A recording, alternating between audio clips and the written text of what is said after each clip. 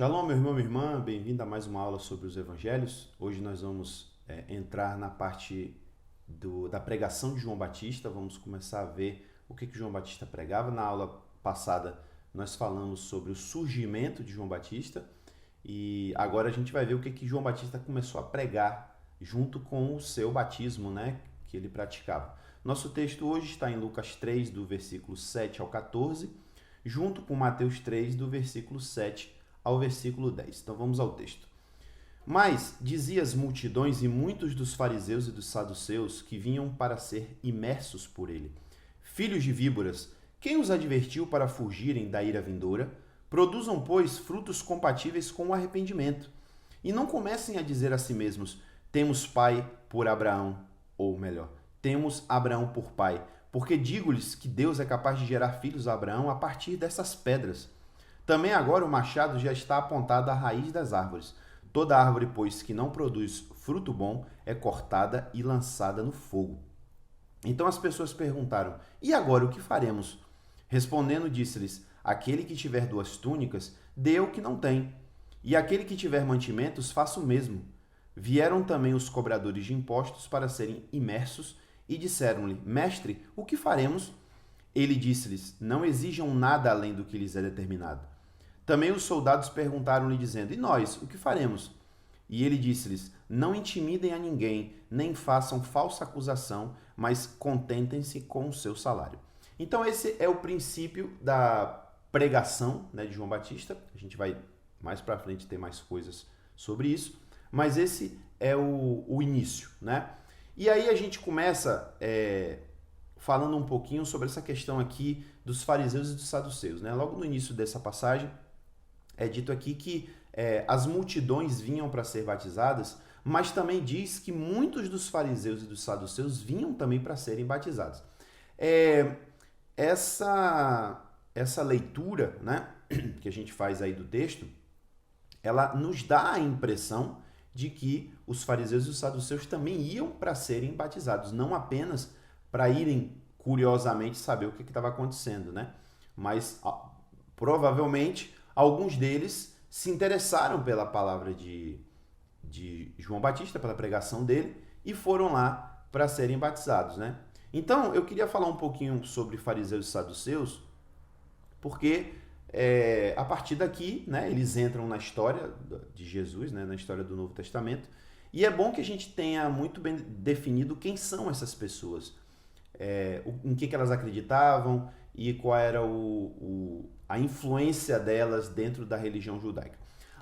Antes de falar de fariseus e saduceus, eu queria dizer a você o seguinte: o judaísmo que existe hoje não é o mesmo judaísmo que existia no tempo de Jesus. Eles são semelhantes? Sim, são. Eles são relacionados? Tem alguma relação? Tem. Mas não é a mesma religião. No tempo de Jesus, o judaísmo não era uma religião homogênea, não era uma coisa só, não existia apenas uma linha de pensamento, né? Existiam várias. Se a gente for fazer uma comparação com o que existe hoje, até dentro do próprio judaísmo moderno, né, mas também do cristianismo, em qualquer religião, existe sempre correntes, né? Então, se você for pegar, por exemplo, o budismo, existem 2, 3 correntes de budismo. Se você for pegar o cristianismo, você tem várias correntes, né? Os católicos romanos, os protestantes, os ortodoxos e outros mais. Dentro do próprio grupo, né, de um grupo desses, como por exemplo os protestantes, aí você vai ter evangélicos, você vai ter tradicionais, renovados, enfim, sempre tem divisões, né, vamos dizer assim, dentro das religiões. E dentro do judaísmo acontecia a mesma coisa. Existiam, nas nossas traduções, geralmente são colocados como seitas, né? Mas o mais correto seria a gente colocar como partidos, ou, se a gente for falar de uma forma moderna, como denominações, né? Então existiam denominações judaicas dentro do judaísmo. Existia uma coisa comum entre eles? Claro, existia. É o que fazia eles serem judeus, né? Então, dentre essas coisas, a gente tinha aí a circuncisão, todos eles praticavam a circuncisão, todos eles adoravam o mesmo Deus, todos eles observavam a lei de Moisés, achavam que a lei de Moisés era importante e se dedicavam, né, à lei de Moisés. O culto no templo, né, tudo isso tornava eles judeus, ok?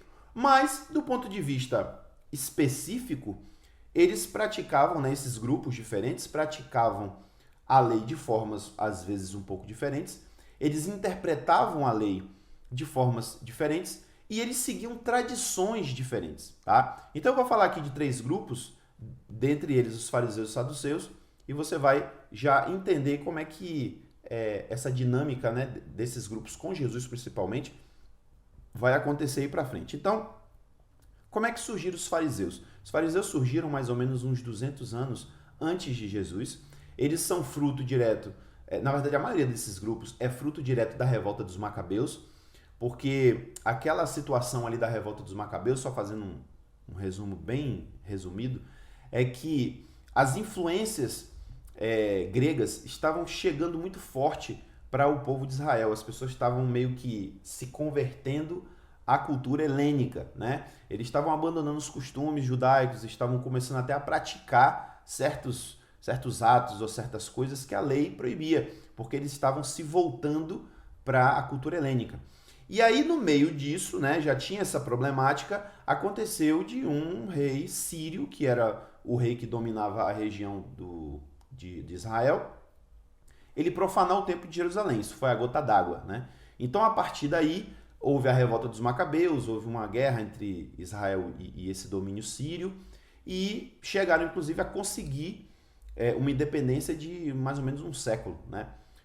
De qualquer tipo de influência. E a partir daí, da revolta dos Macabeus, até já falei disso em outro momento, e recomendo que você leia os 2 livros, né? O livro de 1 Macabeu e 2 Macabeu, que encontra-se nas Bíblias católicas, né?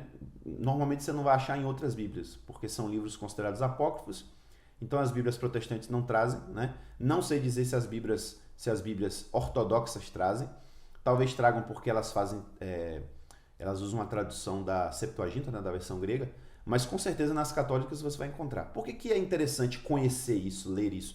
Porque você vai compreender muita coisa que quando chega no tempo de Jesus já está estabelecida, né? E inclusive alguns detalhes que às vezes pode até passar despercebido, mas, por exemplo, a partir da revolta dos Macabeus, iniciou-se uma sucessão de sumos sacerdotes que não eram de acordo com o que a lei exigia, né? Não eram mais os descendentes de Arão. Então, isso aí já começou a ter uma mudança também. Então, os fariseus surgiram nesse ambiente pós, né, independência macabeia, vamos chamar assim, e eles tinham por objetivo tornar o povo santo. Então, lembra que eu falei, aquela questão das influências externas, né, dos gregos, da cultura helênica. Então, um dos principais objetivos dos fariseus era combater a cultura helênica e transformar o povo de Israel, ou pelo menos converter, né, o povo de Israel num povo santo, né? Ou seja, o objetivo deles até era bom. Não nasceram com um objetivo ruim, né? Então, eles, por conta disso aí, eles se tornaram o grupo mais dedicado ao ensino e ao estudo das Escrituras. Então, a maioria das interpretações que até hoje chegou, inclusive, para os judeus e que a gente também pode aproveitar, né? Nós cristãos também podemos aproveitar, elas vêm dos fariseus, né? Na verdade, o judaísmo que existe hoje é um judaísmo que vem descendente dos fariseus. É descendente direto dos fariseus. E aí, quem fazia parte desse grupo? A maioria das pessoas que integravam os fariseus eram escribas, eram os mestres da lei, né? Existiam outras pessoas também que não eram necessariamente escribas e mestres da lei, mas a maioria dos escribas e mestres da lei, quando você lê isso aí no Novo Testamento, você já fica de olho, ó, esse cara aí provavelmente é um fariseu, né? E o que eles acreditavam? Uma das principais coisas que os fariseus acreditavam é que existia uma lei oral. O que é isso? Eles faziam distinção entre a lei escrita, que era a Torá, né, os livros de Moisés, e uma lei oral, que seria uma tradição que foi passada de Moisés até chegar no tempo deles. Eles diziam que Moisés explicou, né, algumas coisas ali da lei para aqueles 70 que foram escolhidos para liderar com ele, e esses 70 foram passando essas tradições de geração em geração, até que chegou no tempo de Jesus, né, e eles tinham recebido essas tradições. Então eles acreditavam nessa lei oral. E eles chegavam a dizer, está lá nos escritos inclusive do Talmud, que essa lei oral era importante porque ela criava cercas ao redor da Torá, ou seja, a lei oral servia para que as pessoas fossem impedidas de violar a lei oral, a lei escrita, que é a lei de Moisés, a Torá, né? Então esse era um ponto crucial dos fariseus, eles criam na lei oral. E, como eu falei, eles tinham como objetivo transformar o povo num povo puro, um povo santo. Então, todas as leis, os mandamentos que Moisés tinha dado para os sacerdotes, especificamente para os sacerdotes, os fariseus pensaram assim, não, a gente tem que pegar essas leis sacerdotais de pureza, de santificação e jogar isso para o povo. O povo todo tem que ser puro e santo. Então eles começaram a ensinar que os mandamentos que tinham sido dados, as ordenanças para os sacerdotes, em termos de purificação, né, eles tinham que ser também ensinados ao povo. Então, por exemplo, o sacerdote ele tinha que tomar um banho, né, ritual antes de entrar no templo, que era meio que um batismo, né? Eu vou até falar sobre isso daqui a pouco. Então, eles tinham esse costume. O que o fariseu fez? Não, todo mundo tem que fazer isso. Então, antes de entrar na sinagoga, eles tinham que tomar um banho ritual. E esse é só um exemplo das coisas que aconteciam, né?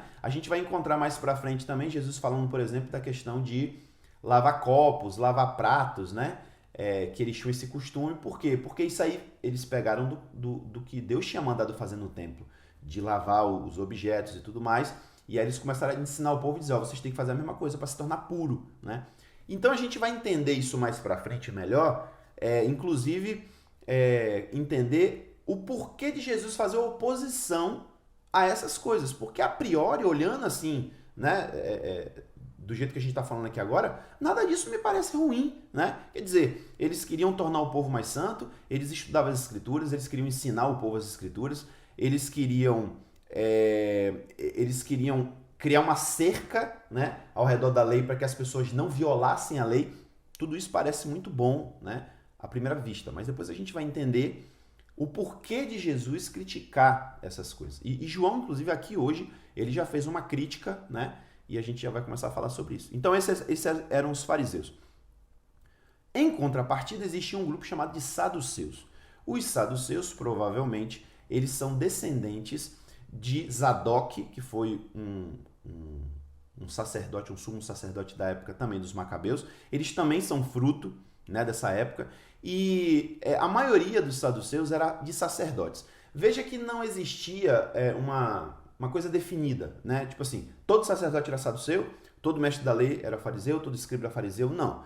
A gente está falando de maioria, né? A maioria dos saduceus era sacerdotes, mas não significa que todos os sacerdotes eram saduceus. Na verdade, alguns historiadores, alguns estudiosos dizem que existiam sacerdotes, por exemplo, ou escribas ou mestres da lei, que não eram partidários de ninguém, né? Eles não se diziam fariseus nem saduceus, por exemplo. Então existia também essa situação.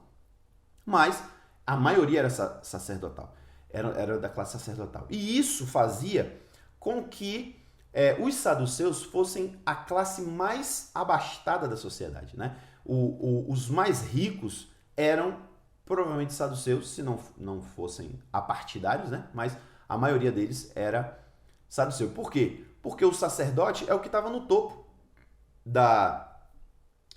da pirâmide social, né? De Israel. E aí, consequentemente, eles eram os mais abastados. Consequentemente, eles eram os que estavam mais em contato com o poder, né? Tanto o poder de Roma quanto o poder de Herodes, né? Que era o rei colocado por Roma para tomar conta ali daquela região. Então, até se você for pesquisar aí, você vai descobrir que os saduceus, eles tinham algumas funções, né? Convencionou-se que os saduceus, eles desempenhavam algumas funções específicas. E entre essas funções, era justamente lidar com os romanos e lidar com Herodes. Então, até depois a gente vai ver que existia um subgrupo, né? Um subpartido chamado de herodianos. Eram muito provavelmente, na sua maioria, saduceus, que eram partidários de Herodes. Eles gostavam de Herodes. Vamos dizer assim, eles trabalhavam em prol de Herodes, porque eles achavam que Herodes era um rei legal e era digno de estar ali, né? Então, a gente também vai encontrar isso mais pra frente. Agora, o que diferenciava de fato saduceu de fariseu? Primeiro, saduceu não aceitava a lei oral do fariseu. Ele achava que isso aí era invenção dos fariseus e que não devia ter crédito. Inclusive, quando a gente vai ver as obras de Flávio Josefo, que era saduceu, a gente vai ver as críticas que ele faz, né? E uma das críticas é justamente essa, de dizer que os fariseus inventaram a lei oral. Não tem nada de tradição de Moisés, isso é coisa da cabeça deles. E, consequentemente, né, a partir disso também, eles, até pelo fato de serem sacerdotes, eu acho que isso influencia, eles aceitavam apenas a Torá, né, os 5 livros de Moisés, como livros inspirados. Então, eles baseavam toda a teologia deles, toda a interpretação deles das escrituras, baseado só no livro de Moisés. Então, eles, por exemplo, não aceitavam o que diziam os profetas, por exemplo. Né? Eles não aceitavam como livros inspirados. E aí a gente vai ver também, mais para frente, que isso fazia com que eles não acreditassem, por exemplo, na ressurreição dos mortos, né? Porque isso não está na lei. Isso vai estar lá em Daniel, vai estar em alguns outros livros, mas na lei não tem. Então, eles não acreditavam. Né? Então, essa é a principal diferença entre fariseus e saduceus.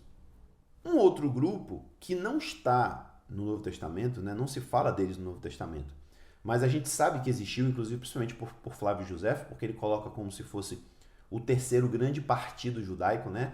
A terceira linha mais influente em termos de interpretação, em termos de vivência, né, do judaísmo, que eram os essênios.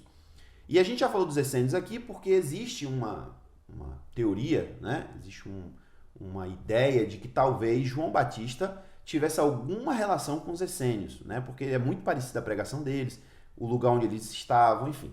A gente já falou sobre isso na aula anterior. E o que os essênios tinham de diferente? Os essênios, eles na verdade tinham coisas em comum com os fariseus e com os saduceus. Pensa-se que os essênios também são derivados daquela época dos macabeus, né? Meio que mais ou menos assim. Surgiu o fariseu, surgiu o saduceu, e o essênio ficou no meio do caminho pensando, não concordo nem com um nem com o outro, né? Então eu vou seguir meu próprio caminho. Só que eles tinham também semelhanças. Então, por exemplo, o essênio era semelhante ao fariseu porque eles se dedicavam ao estudo das escrituras, né? Não apenas ao estudo, eles na verdade se dedicavam a copiar, né? Eles tinham a sua própria produção de cópias. E inclusive é por isso que a gente tem hoje os manuscritos do Mar Morto, né? São justamente manuscritos que foram criados pela comunidade dos essênios. E tem gente que acha que não é bem isso, mas em geral os estudiosos indicam que é isso, né? Que a comunidade de Qumran, que é onde se encontrou os manuscritos do Mar Morto, são os essênios. Acho que não tem porquê hoje a gente duvidar disso, mas pode ser que lá para frente se descubra que não é bem assim. Mas a gente tem informações, né, de Flávio Josefo principalmente, de que os essênios eram sim dedicados ao estudo das escrituras, e ele chega a dizer, inclusive, ele sendo saduceu, ele chega a dizer que eram os mais santos, né, os mais piedosos dentre as seitas judaicas, né? E aí, o que acontece? Eles se dedicavam ao estudo como os fariseus, mas em relação aos saduceus, o que eles tinham de semelhança é que a maioria deles era sacerdotes. Essa seita surgiu principalmente entre os sacerdotes. E por que isso? Porque, como eu falei, na época dos macabeus, aconteceu essa disrupção, vamos dizer assim, da sucessão sacerdotal, né, do sumo sacerdote, que era da família de Arão. Entrou uma outra família, né, uma outra linhagem para ser o sumo sacerdote. Então os essênios falaram, epa, a gente não concorda com isso. Isso não está de acordo com as escrituras. Esse sacerdócio aí é corrompido. A gente não pode aceitar ele. Então, apesar de aceitar o templo, apesar de entender a importância dos sacrifícios que eram feitos no templo, eles não aceitavam o sacerdócio do templo. Logo, eles não participavam de nada do templo. Eles não participavam dos rituais, eles não iam nas festas, né? Eles faziam tudo eles mesmos separados na comunidade deles. Que, inclusive, né, existia... hoje se pensa que existia pelo menos 2 tipos de essênios, né? Existiam os essênios que estavam inseridos na sociedade, era gente ali casada, que tinha sua família e tal, era essênio, mas existia uma comunidade isolada, né?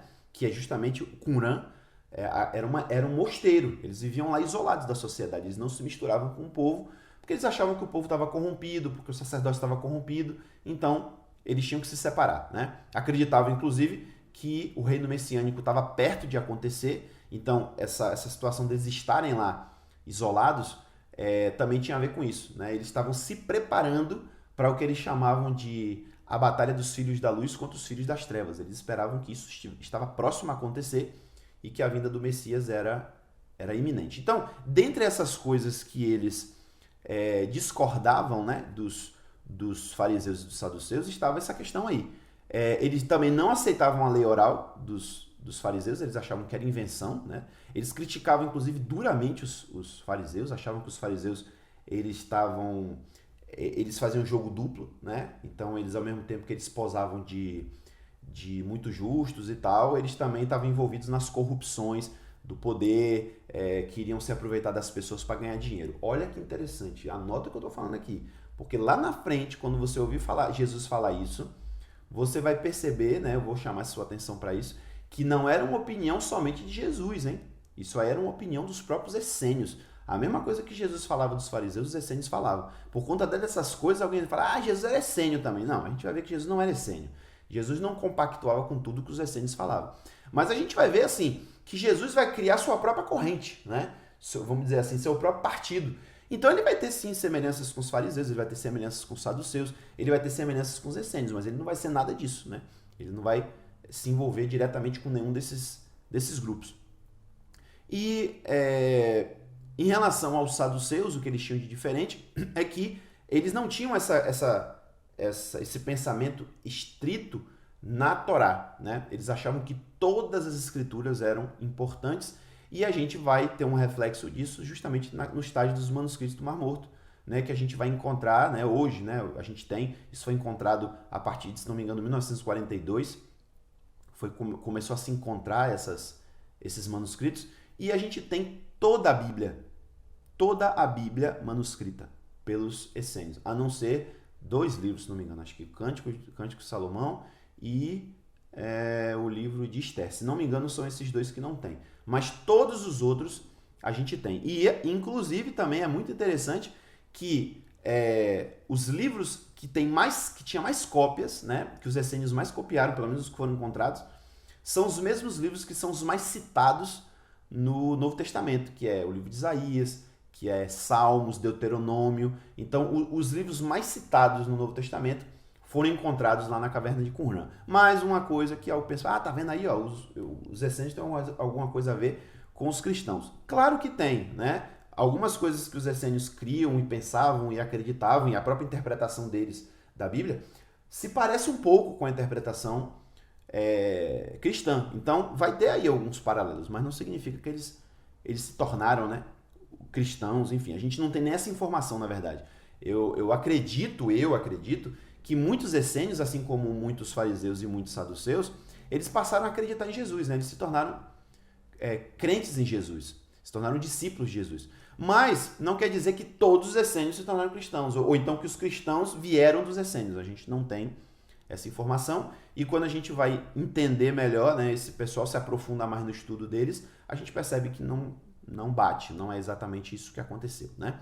Então, essa pequena grande introdução aqui é já para deixar você ciente, né, de quem eram os fariseus, de quem eram os saduceus, do que eles acreditavam e como é que vai começar a dinâmica deles aqui com Jesus, com a igreja e aqui nesse momento com João, né? Porque quando João vê esse pessoal chegar, né, principalmente fariseus e saduceus, olha o que ele diz a esse pessoal. Ele diz assim: filhos de víboras. Jesus vai usar essa mesma expressão mais tarde.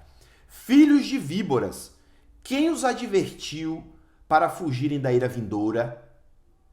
Então ele está denunciando o que aqui? Ele está denunciando hipocrisia, né? Então ele está dizendo aqui, quem é que deu a dica a vocês de que vocês podem fugir da ira vindoura? De que vocês podem continuar vivendo do jeito que vocês estão vivendo e achar que vocês vão ser aceitos por Deus? É mais ou menos isso que ele está dizendo. Olha o que ele diz no complemento. Produzam, pois, frutos compatíveis com arrependimento. E não digam a si mesmos, temos Abraão por pai. Olha aí. Então, pegando aqui essa parte do arrependimento, primeiro a gente percebe que a denúncia, né, profética que João está dando aqui para esse grupo, principalmente para saduceus e fariseus, deixem de hipocrisia. Vocês estão vivendo uma vida como se fosse uma vida santa e justa diante de Deus, mas na prática vocês não estão vivendo isso. Produzam frutos compatíveis com arrependimento. Vocês precisam viver uma vida que condiga com aquilo que vocês, inclusive, pregam, né? E principalmente o fariseu. Porque o fariseu era tido como o mais justo, era o exemplo da justiça, era o fariseu. E ele mesmo se apresentava assim, né? Quando um fariseu passava, todo mundo, né? Era como se um santo, como se o Papa estivesse passando. Era assim que o povo tratava os fariseus. E Jesus, inclusive, depois, mais pra frente, vai falar sobre isso. Ó, esse povo aí tá agindo de forma hipócrita, porque eles parecem muito justos, eles se apresentam como justos, mas na prática, não vivem o que pregam, né? Bom, e aí, especificamente aqui falando sobre a mensagem, né, porque o nosso foco aqui principal é esse, a mensagem de João Batista, a gente vê aqui ele chamando, não apenas ao arrependimento, que a gente já viu que o batismo de João era esse, né? O batismo era chamando ao arrependimento, mas ele também fala sobre frutos. Então, vocês precisam produzir frutos que condigam com o arrependimento que vocês estão proclamando, né? Vocês estão dizendo que estão se arrependendo, então vivam agora de acordo com essa nova vida que vocês estão dizendo. E é muito interessante a gente observar que isso é paralelo com o ensino de Jesus, né? Jesus, quando vem pregar, ele vai falar a mesma coisa: arrependam-se, porque é chegado o reino dos céus, né? E também a gente encontra um eco disso na carta de Tiago. Mas muito mais pra frente a gente vai falar sobre isso. Mas eu já quero adiantar para você essa questão. Tem gente que acha, inclusive, que Tiago e Paulo eram adversários, né? Porque Tiago vai vir dizer assim, não, a gente precisa de obras. E aí vem Paulo e fala, não, a gente precisa de fé. Mas se você faz uma leitura cuidadosa, você vai ver que eles estão falando a mesma coisa. Eles só estão tratando de aspectos diferentes. Paulo está dizendo, olha, gente, não precisamos de obras para ser salvos. A gente precisa só de fé. Aí vem Tiago e fala, a gente precisa de fé. Mas se a gente diz que tem fé e não tem obras, essa fé é verdadeira? Olha que ele não está falando a mesma coisa. Tiago não está dizendo, não, a gente precisa de obras para ser salvo. Não é isso que Tiago está dizendo. Tiago está dizendo, cadê as obras que vocês que dizem que estão salvos que deviam ter? Cadê essa obra? Né? Vocês dizem que tem fé? Cadê a obra condizente? É exatamente o que João Batista está dizendo aqui. O que adianta dizer que é arrependido e não pratica boas obras? Então ele fala, produzam frutos compatíveis com arrependimento. É a mesma coisa da gente dizer hoje. Tem gente que se diz cristão, né? A gente tem um país aí que é considerado um país cristão, onde a maioria das pessoas se diz cristão. E dentro dessa maioria que se diz cristã, a gente tem ladrão, a gente tem assassino, a gente tem gente que bate na mulher, a gente tem gente mentirosa, a gente tem gente corrupta. Cadê os frutos desse pessoal que se diz cristão? Então, assim, é aquela questão. A Bíblia diz pra gente não julgar as pessoas, né? A gente não tem autoridade para julgar as pessoas. Mas, ao mesmo tempo, as Escrituras e o próprio Jesus diz, façam julgamentos justos.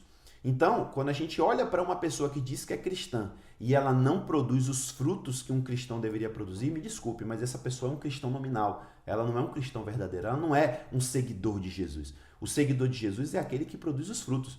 E ainda que nós continuemos a ser pecadores, porque ninguém deixa de ser pecador, ninguém deixa de errar, né? Mas existe uma diferença muito grande entre uma pessoa que erra, que é pecadora, mas que ela está tentando acertar, daquela que se diz, né, cristão, seguidor de Jesus, mas vive a vida do jeito que quer, né? Não está preocupado em acertar no sentido de Jesus, né? Não estou falando aqui só de ser bonzinho. Ah, não, eu sou bonzinho, eu trato bem as pessoas, né? Eu não mato ninguém, eu não faço isso e aquilo. Não é só isso.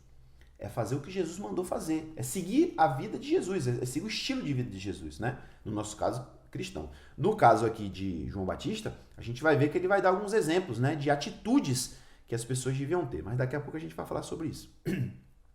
E aí, quando ele diz assim para esse grupo, e não comecem a dizer a si mesmos, temos Abraão por pai, porque eu digo a vocês que Abraão é capaz de gerar filhos, que Deus é capaz de gerar filhos a Abraão a partir dessas pedras. Ou seja, o fato de vocês serem descendentes de Abraão não significa absolutamente nada. Porque Deus, se ele quiser, ele pega uma pedra dessa e fala, agora, a partir de hoje você é filho de Abraão. Não muda nada. Eu até acho que existe aqui uma dica, né, dentro dessa palavra de João Batista, que é o seguinte, olha, Deus lá na frente vai pegar o povo gentil e vai botar eles para ser filho de Abraão também. Porque Paulo vai dizer isso lá para frente, né? A gente acha também um eco aqui da pregação de Paulo. Ele fala, olha, Abraão é o pai daqueles que têm fé. Então, ele chega a dizer assim que muitos dos que são descendentes na carne, né, de Abraão, eles não são judeus verdadeiros, eles não são o povo de Deus verdadeiro. Que judeu é aquele que é circuncidado no coração. Então ele joga, né, essa questão para dizer assim, aqueles que creem em Jesus, eles se tornam descendência de Abraão também. É mais ou menos o que João está dizendo. Olha, Deus pode transformar essas pedras em descendentes de Abraão. Então vocês não achem que isso garante nada para vocês, né? O fato de vocês serem etnicamente conectados com Abraão, etnicamente filhos de Jacó, né? Ou mais especificamente, etnicamente levitas, né? Descendentes do rei Davi. Isso não significa nada se vocês não produzirem frutos de arrependimento. E aí, ele vai dizer uma coisa muito séria para esse pessoal, baseado nessa questão aqui do não dar fruto, né? De não viver a vida condizente com o povo de Deus. Então ele diz assim, olha, e eu vou avisar vocês, agora o machado já está apontado à raiz das árvores. Toda árvore, pois, que não produz fruto bom, é cortada e lançada no fogo. Então, agora aqui a gente está vendo João Batista como profeta, né? Tá profetizando igual no passado. Então você percebe que aqui João Batista também já está pregando algo semelhante ao que Jesus e depois os apóstolos vão pregar também, né? Que é o quê? Olha, Jesus está vindo, inclusive isso aqui ele está falando já como uma predição disso, né? Olha, está vindo aí o Messias, e o Messias, vocês acham que o machado está na mão de quem, né? Está na mão do Messias. Está na mão do Messias. Então, aquela árvore que não dá bom fruto, ela vai ser cortada. E vai ser lançada aonde? No fogo. Esse fogo aqui, meu irmão, já é uma conexão, já existe uma conexão com o inferno aqui, né? Com o lago de fogo, com a Guiena. E a gente depois vai falar mais sobre essa questão aí, mas saiba que nesse tempo de Jesus, o judeu e principalmente o fariseu, ele já tinha essa noção, sabia? Ele já acreditava na Guiena, ele acreditava que existia um lugar de condenação dos ímpios, que era um lugar de fogo. Já existia essa ideia. Então, não foi Jesus que inventou isso.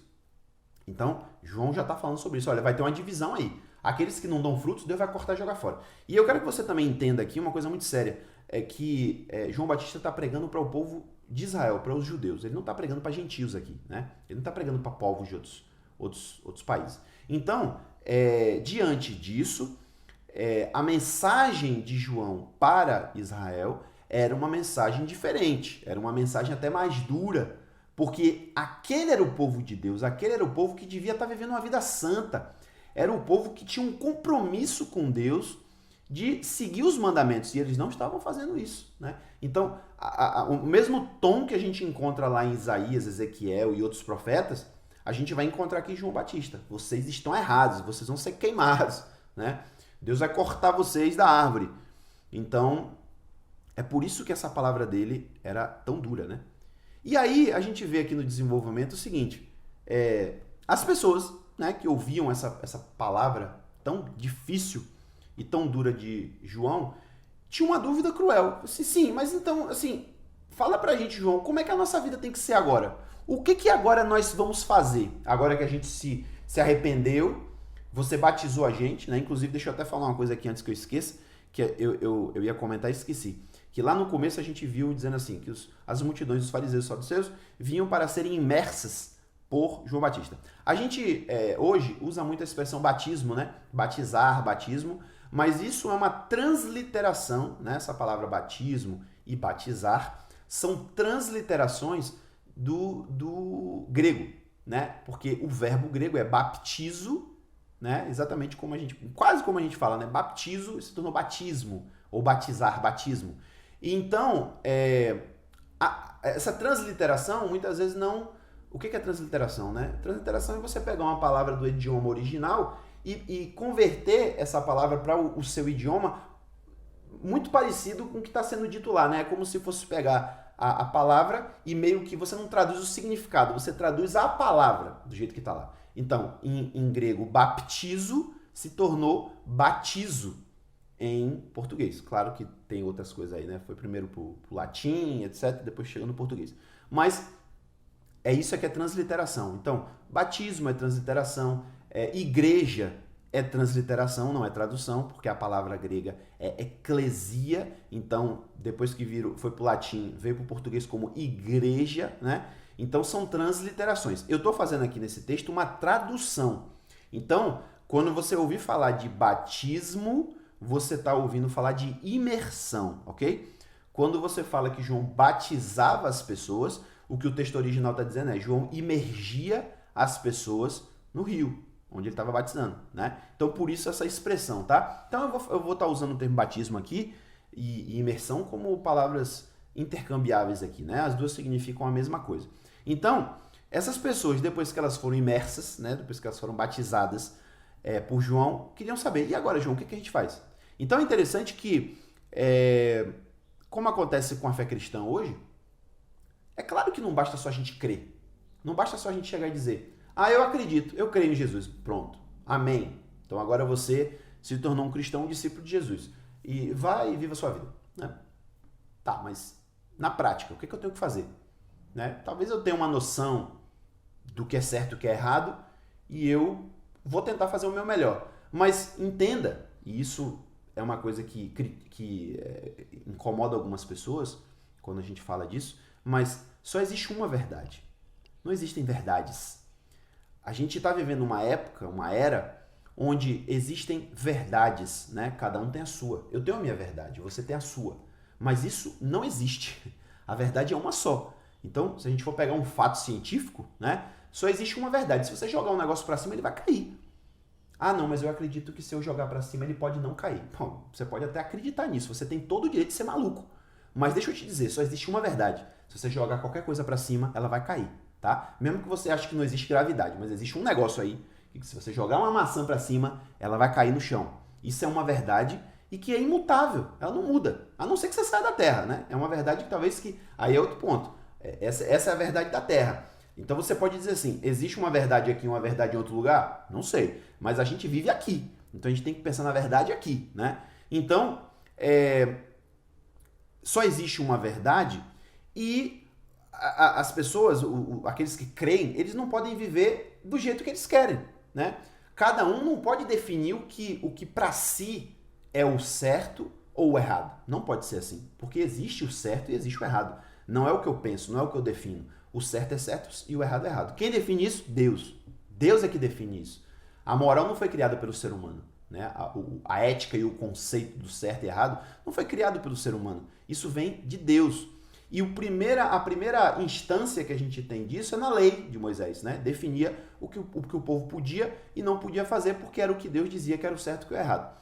Então, agora, e eu comecei a falar até de cristianismo, mas eu quero, na verdade, focar aqui em João ainda, porque ainda não existe fé cristã, ainda não existe cristianismo, não existe nem Jesus ainda aqui, né? João precisava dar ao povo instruções objetivas sobre o que eles devem fazer. Né? Eles não podiam simplesmente dizer que se arrependeram e viver do jeito que achavam que devia, não. Eles tinham que viver de acordo com o que Deus esperava deles, que é o cerne da fé cristã, irmão. Você tem que viver a vida que Deus quer que você vive, não a que você quer. Então, o povo já aceitava João como um profeta, né? Então nada mais natural do que chegar para o profeta e dizer, e aí, o que a gente faz? Como é que a gente deve viver? Me dá uma instrução prática. E aí João dá. Então ele começa dizendo, por exemplo, aquele que tiver 2 túnicas, dê ao que não tem, e aquele que tiver mantimentos, faça o mesmo. Ó, João está ensinando o que aqui? Justiça social, né? João está ensinando aqui comunismo, né? Socialismo? Não, nada disso. O que acontece é, o povo de Israel naquele tempo, e já vinha acontecendo isso de muito tempo, eles estavam desviados da vontade de Deus, do que está expresso nas Escrituras, né, no Antigo Testamento. Então, eles estavam vivendo uma vida muito parecida, inclusive, com o que a gente vive hoje. Né? Então, eu trabalho, eu sou digno do meu salário, eu tenho dinheiro para comprar o meu carro, eu tenho dinheiro para ter minha casa boa, eu tenho dinheiro para, enfim, fazer o que eu quero, e que se dane os outros, cada um que busca o seu. Né? Meritocracia. O cara é pobre porque não trabalha. Vai trabalhar, vagabundo, vai cuidar do teu, né? Era mais ou menos essa a visão que o judeu tinha. Eles tinham uma visão, inclusive, pasme, de predestinação. Eles acreditavam assim, não, se uma pessoa é bem-sucedida é porque Deus está de olho nela, porque Deus ama essa pessoa, porque ela está fazendo tudo certo. A pessoa que vive em pecado, ela é uma pessoa doente, é uma pessoa pobre, né? E Jesus, inclusive, vem depois para quebrar isso aí. Você, opa, vocês estão equivocados, viu? Não é bem assim que funciona, não. Então, ele está dando que ordem aqui? Pessoal, pratiquem justiça. Vocês não dizem que querem ser justos? Pratiquem justiça. Qual é a justiça? Cuide do seu irmão. Não deixe seu irmão passar fome. Não deixe seu irmão passar necessidade. Não deixe seu irmão passar frio. Se você tem 2 roupas, dê o que não tem. Se você tem mais mantimento do que precisa, divida com quem não tem, né? Isso é uma coisa que a gente precisa... Até hoje a gente precisa observar isso. A gente precisa se preocupar com isso, porque muitas vezes a gente não faz. Aí, ele falou isso aqui pro povo em geral. Aí o texto diz, vieram também os cobradores de impostos para serem imersos por ele, para serem batizados, e disseram, e a gente, mestre, o que a gente deve fazer? Eu imagino o João Batista tá olhando para ele assim, é sério que vocês estão me perguntando o que vocês devem fazer? Sempre pintam o João Batista como um cara meio bruto, assim, né? Eu também acho que era, viu? Eu acho que João era meio bruto, assim. Imagina o João olhando para ele assim, é sério que vocês estão me perguntando o que vocês têm que fazer? Vocês estão extorquindo as pessoas, vocês estão cobrando mais do que devia cobrar. Roma botou vocês para cobrar imposto, beleza, problema seu que vocês aceitaram isso. Agora, cobrem o que Roma manda cobrar. Não bote suborno, não bote o extra para vocês ficarem ricos. Então o que ele está dizendo? O que vocês devem fazer? Não exijam nada além do que lhes é determinado. Porque qual era o costume do cobrador de imposto? Roma mandava coletar um imposto X, né? E o cobrador de imposto, que por sinal era judeu, esse sem vergonha aqui, chegava pro próprio judeu, que era o compatriota dele, e dizia, não, ele mandou cobrar Y, né? Mandou cobrar 100, ele cobrava 200. Oh, que bicho safado, né? É por isso que era um povo odiado. Isso aqui também já é importante para você sacar isso aqui. Quando chegar mais pra frente, a gente vai ouvir falar muito sobre cobradores de impostos e até como se fosse um xingamento, né? E realmente era. Cobrador de imposto era uma raça ruim. Era ladrão e, para piorar, roubava do próprio povo em conexão com Roma. Então, eles eram considerados ladrões e traidores, né? Então, ele fala, ó, não exijam mais do que é determinado a vocês. Sejam justos também, né? Não sejam ladrões, sejam honestos. E o mais interessante de tudo é que dizem que também os soldados perguntavam, e nós o que devemos fazer? Algo interessante, até os soldados romanos vinham a João. Então a gente percebe como era diversificado esse público aqui, né? Tinha o povão, tinha os religiosos que vinham e tinha os romanos também. E aí eles falavam, e a gente, o que a gente deve fazer? Qual a instrução que você tem pra gente? E aí ele falava, não intimidem a ninguém, nem façam falsa acusação, mas contentem-se com o seu salário. Qual era a realidade do soldado? Muito parecido com o que acontece hoje também, né? Com a polícia. Todo policial não presta? Não, eu conheço um monte de policial que presta. Agora, o poder corrompe em qualquer esfera. O poder corrompe dentro da igreja, o poder corrompe na polícia, o poder corrompe na política, né? Qualquer lugar corrompe. Então, é muito comum a gente ver que o policial ele se excede naquilo que ele foi determinado, né? Um policial foi colocado, por exemplo, para prender bandido. Então, ele, além de prender o bandido, ele dá uma surra. Muitas vezes ele mata o bandido, porque ele acha que ele deve resolver logo o caso ali. Essas não são funções de um policial, né? Então, a mesma coisa acontecia aqui com os soldados romanos. Eles excediam o que eles tinham que fazer. E a verdade é que lá ainda era um pouco pior, porque a lei romana permitia que o soldado fizesse o que ele quisesse, né? Então, o soldado ele tinha autoridade, por exemplo, para de repente estar carregando um negócio qualquer lá e chegar para qualquer pessoa no meio da rua e falar assim, ei, carrega esse negócio para mim aqui. Ele podia fazer isso, né? Se ele chegasse para uma pessoa no meio da rua que estava trabalhando e falasse assim, ó, hoje você vai trabalhar para mim aqui, bora. Aí pegava o cara e levava o cara para trabalhar para ele de graça.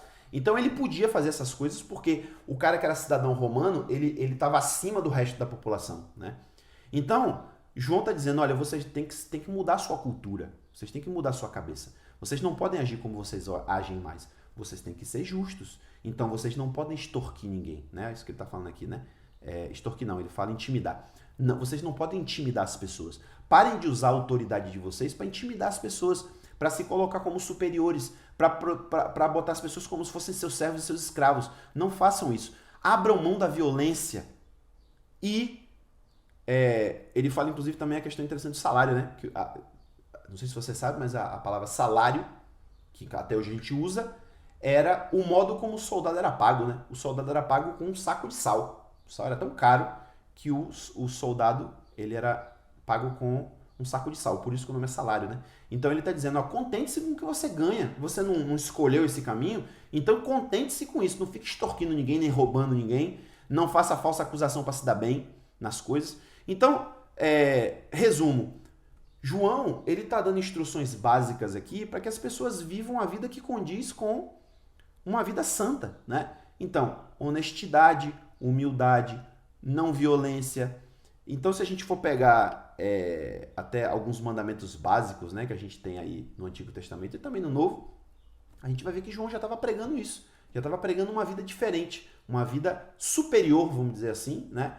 No sentido de estar mais próximo de Deus do que da vida humana, né? A vida humana, ela é regada de devassidão, de violência, de egoísmo, de roubo, né? E aí, João está dizendo, vocês têm que sair dessa esfera, vocês têm que subir um pouquinho mais. Agora, aí o detalhe que entra aqui, que também é muito importante a gente falar, é o seguinte, isso acontece de forma automática? Não. É por isso que João está fazendo esse tipo de denúncia e esse tipo de ensinamento. Ele está dizendo, olha, agora que vocês se arrependeram de verdade? Sim, nos arrependemos. Nós temos consciência de que nós somos pecadores, que nós estávamos andando no caminho certo. E agora a gente quer andar no caminho certo, a gente estava andando no caminho errado. A gente quer andar no caminho certo agora. Pronto, aí João, então eu vou dizer a vocês o que vocês devem fazer para andar nesse caminho certo. Percebe que isso não é automático? Percebe que isso não é uma coisa assim que, Deus vai fazer com que essas pessoas andem assim agora certo. Não, existe uma escolha. Essas pessoas precisam escolher andar no caminho certo, né? Então, por exemplo, talvez muitos desses que estão aqui tenham ouvido João falar essas coisas e não tenham praticado, embora tenham passado pelo batismo do arrependimento. É o que acontece hoje em dia, né? Especificamente falando das igrejas evangélicas, existe o batismo, né, de adultos, a pessoa se converte, ela é batizada. E as igrejas geralmente têm o cuidado de falar assim, não, vamos preparar essas pessoas antes, vamos fazer uma classe, vamos fazer como é que diz, um estudo com essa pessoa, né, para ela aprender o básico e depois ela ir ser batizada. Mas deixa eu te dizer uma coisa, isso na prática adianta muito pouco, porque a pessoa aprende, a pessoa, não, eu quero, eu me arrependo, em nome de Jesus e tal. Aí depois a pessoa vive a vida que quer, não segue os mandamentos, né? Então, a gente percebe já aqui que o Novo Testamento também é repleto de mandamentos que nós devemos seguir. E fique atento a isso que João falou a essas pessoas aqui, não achando que só serviu para elas, porque isso serve para cada um de nós, né? Nós também devemos ajudar o nosso próximo. Jesus vai falar sobre isso também muito. A gente também não deve, dependendo do cargo que a gente ocupa, a gente não deve cobrar propina. É o que ele está dizendo aos cobradores de impostos. Você que é político aí que está ouvindo isso, fica atento a isso aí, cara. Porque se de repente você se diz cristão, se você se diz seguidor de Jesus e está se metendo em política, fica muito atento, porque o poder corrompe. Se você não tiver uma relação íntima com Deus e não tiver seguro no caminho que você está, você vai cair, como muitos aí caíram. Quantos pastores e gente que se diz cristão aí, né? Defendendo o público evangélico, defendendo a família cristã, está aí envolvido com corrupção, não está seguindo o mandamento. Aí, outro também, você está numa posição, num cargo de poder, de autoridade, não intimide as pessoas, não faça falsas acusações, contente-se com o seu salário policial. Ah, mas a vida tá dura, bicho. Eu sei que tá dura, mas então você não está botando a sua confiança em Deus, você está botando a sua confiança no dinheiro, não é isso? Ou em você mesmo. Se você é policial e a vida tá dura, ora para Deus abençoar, mas não faça o errado, porque Deus não deixa impune aquele que pratica o erro. Olha o que está sendo dito aqui. Toda árvore que não produz bom fruto, acontece o quê? Ela é cortada e é lançada no fogo. Então as pessoas que não produzem frutos de arrependimento, aí a gente vai para Tiago de novo. Que fé é essa? Fé sem obras? Isso é uma fé morta. É uma fé que você acha que está viva, mas Deus olhando, está olhando. Isso aí é um defunto que já cheira mal, né? Bom, então esse aqui é o começo da pregação de João. A gente vai ver mais pra frente João falando mais coisas, mas por enquanto a gente fica por aqui. Obrigado por você me acompanhar aqui em mais essa aula. Te espero na próxima e que a paz esteja contigo.